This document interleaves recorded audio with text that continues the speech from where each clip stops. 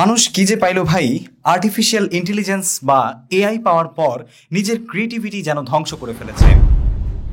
সুপ্রিয় দর্শক, আপনি যদি একজন কন্টেন্ট ক্রিয়েটর হয়ে থাকেন এবং আপনার কন্টেন্ট ক্রিয়েশনে সিরিয়াস হয়ে থাকেন, মাঝে মাঝে ডেফিনেটলি আপনি হয়তোবা আপনার স্ক্রিপ্ট লেখেন ইউটিউবের ভিডিওর জন্য, অথবা সবসময় লেখেন, অথবা মনে করেন যে ইউটিউবের স্ক্রিপ্টের আইডিয়াটা এআই এর মাধ্যমে পাবেন বা নিবেন।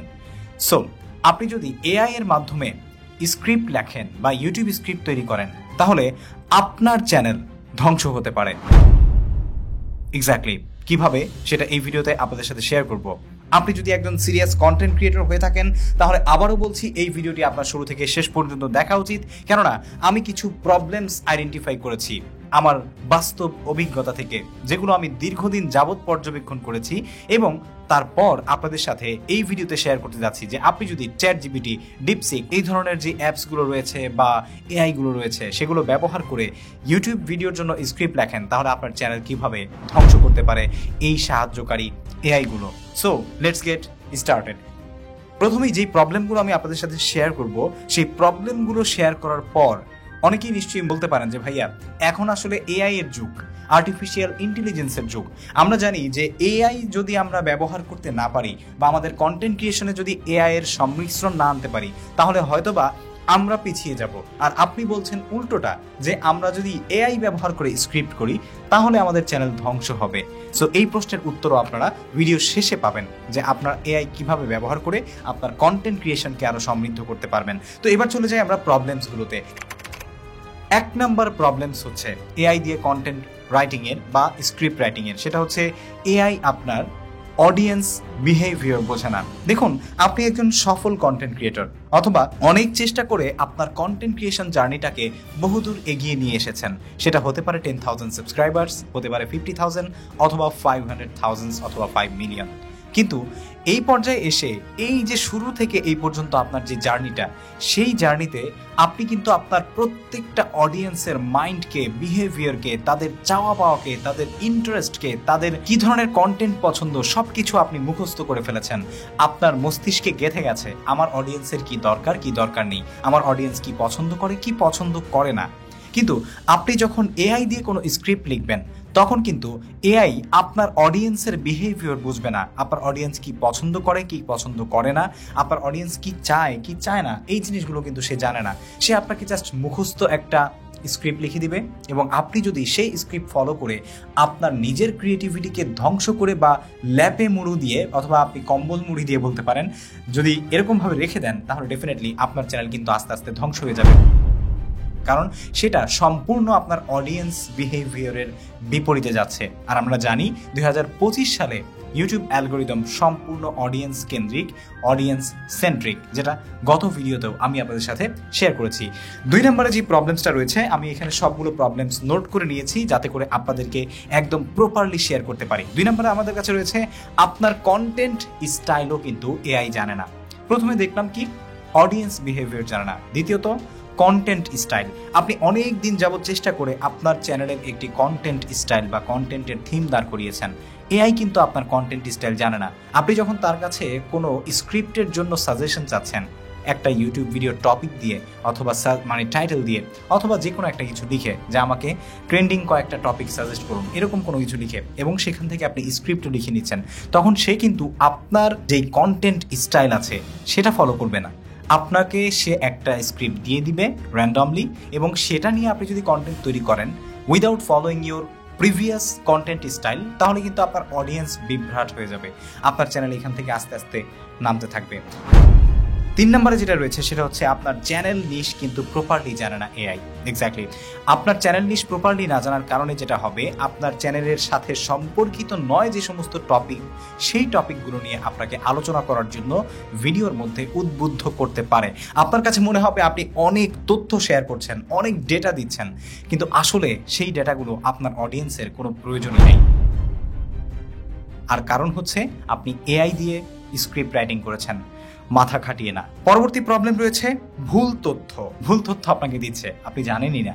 এক্স্যাক্টলি, কারণ আর্টিফিশিয়াল ইন্টেলিজেন্স বা এআই যেমন চ্যাট জিপিটি, ডিপসিক, এরকম আরো অসংখ্য এআই ইঞ্জিন রয়েছে যেগুলো ব্যবহার করে অনেকেই স্ক্রিপ্ট লিখছে। তারা কিন্তু প্রপারলি যেটা অথেন্টিক ডেটা সেটা সবসময় সঠিকটা জানে না। তারা বিভিন্ন ওয়েবসাইট থেকে ডেটা কালেক্ট করে দেয়। তারা কিন্তু এটা অনেক সময় হয়তোবা বোঝে না যে কোনটা সঠিক সোর্স, কোনটা ভুল সোর্স।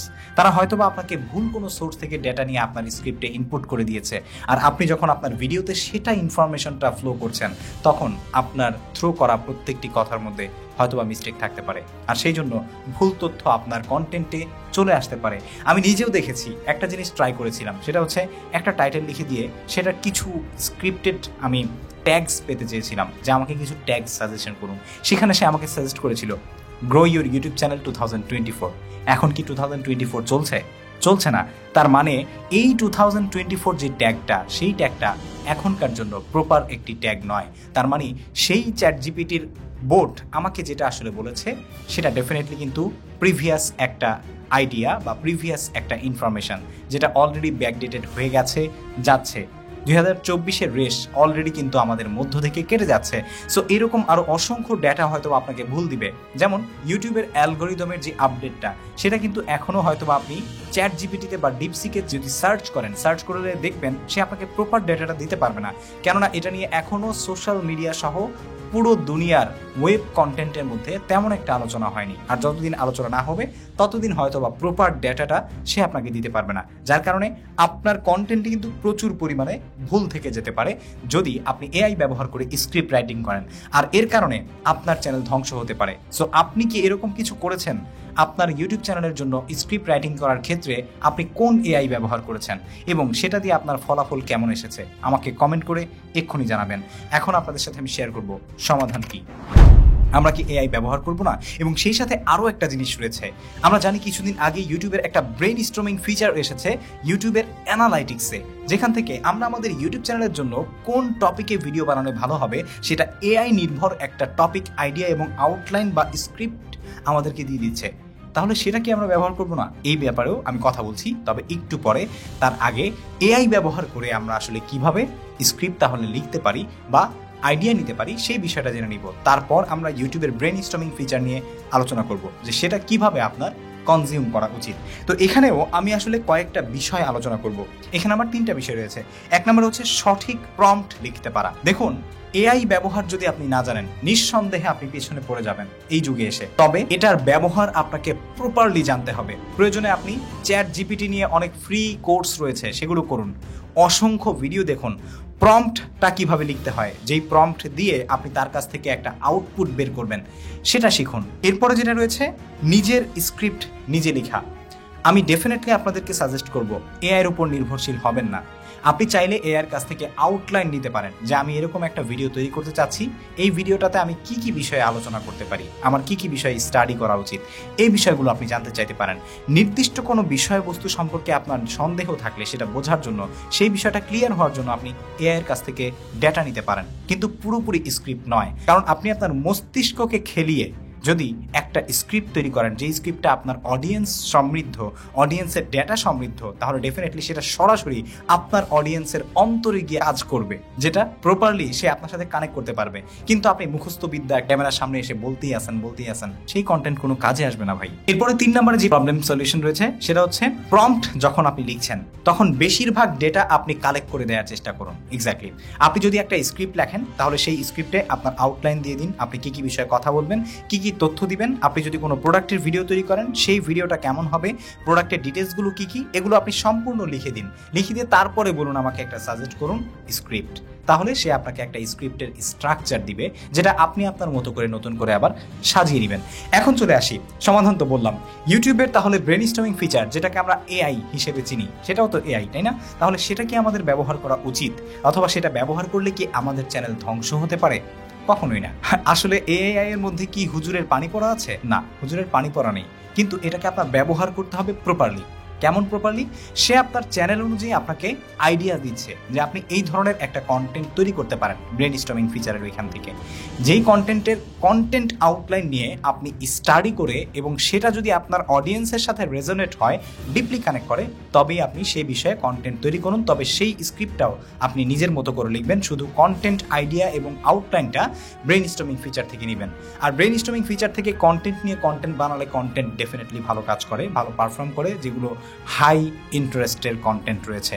সো হোপফুলি আপনারা আজকের এই ভিডিও থেকে এআই ব্যবহার করে ইউটিউবের স্ক্রিপ্ট যদি তৈরি করতে চান তাহলে কিভাবে করা উচিত, ইউটিউব স্ক্রিপ্ট তৈরি করার জন্য এআই এর যে ডার্ক সাইডগুলো রয়েছে এবং সেটার সলিউশন কি, এবং ইউটিউবের ব্রেইনস্টর্মিং ফিচার ব্যবহার করে আপনি কিভাবে আপনার ইউটিউবে কন্টেন্ট ক্রিয়েশনে এআইকে ইমপ্লিমেন্ট করতে পারেন, সেই বিষয়গুলো শেয়ার করেছি। যদি আপনার কাছে কোনো দ্বিমত থাকে কমেন্ট সেকশনে জানান। ভিডিও ভালো লেগে থাকলে লাইক, কমেন্ট, শেয়ার করবেন, চ্যানেল সাবস্ক্রাইব করবেন, ফেসবুক পেজ তো অবশ্যই ফলো করবেন।